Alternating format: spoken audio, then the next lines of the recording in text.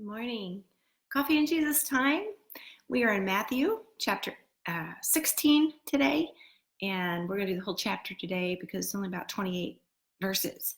Matthew chapter 16. Here we go.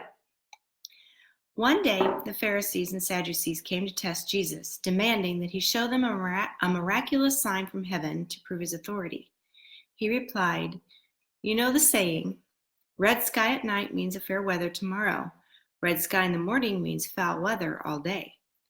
You know how to interpret the weather signs in the sky, but you don't know how to interpret the signs of the times. Only an evil, adulterous generation would demand a miraculous sign, but the only sign I will give them is the sign of the prophet Jonah." Then Jesus left them and went away.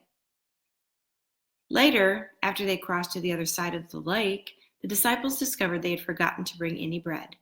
"Watch out," Jesus warned them. "Beware of the yeast of the Pharisees and Sadducees."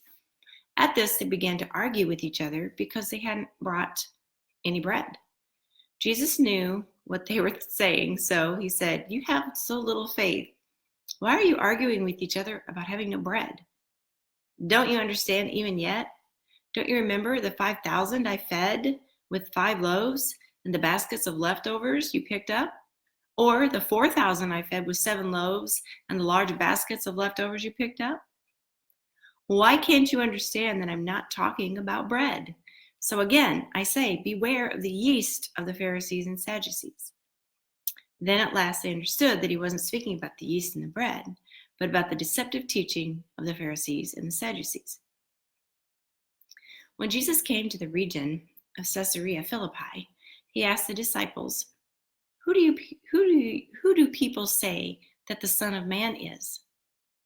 "Well," they replied, "some say John the Baptist, some say Elijah, and others say Jeremiah or one of the other prophets." Then he asked them, "But who do you say I am?" Simon Peter answered, "You are the Messiah, the Son of the living God." Jesus replied, "You are blessed, Simon, son of John, because my Father in heaven has revealed this to you. You did not learn this from any human being. Now I say to you that you are Peter, which means rock, and upon this rock I will build my church, and all the powers of hell will not conquer it.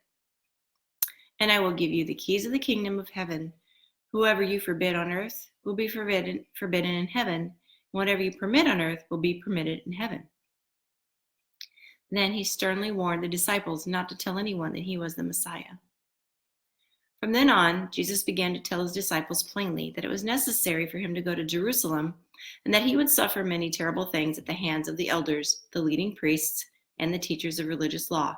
He would be killed, but on the third day, he would be raised from the dead. But Peter took him aside and began to reprimand him for saying such things. "Heaven forbid, Lord," he said, "this will never happen to you." Jesus turned to Peter and said, "Get away from me, Satan.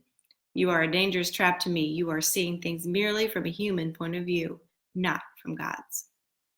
Then Jesus said to his disciples, "If any of you wants to be my follower, you must give up your own way, take up your cross, and follow me. If you try to hang on to your life, you will lose it. But if you give up your life for my sake, you will save it.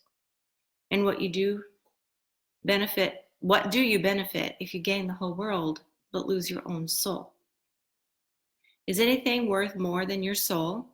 For the Son of Man will come with his angels in the glory of his Father and will judge all people according to their deeds. And I tell you the truth, some standing here right now will not die before they see the Son of Man coming in his kingdom." Matthew 16. Tomorrow we'll go to Matthew 17.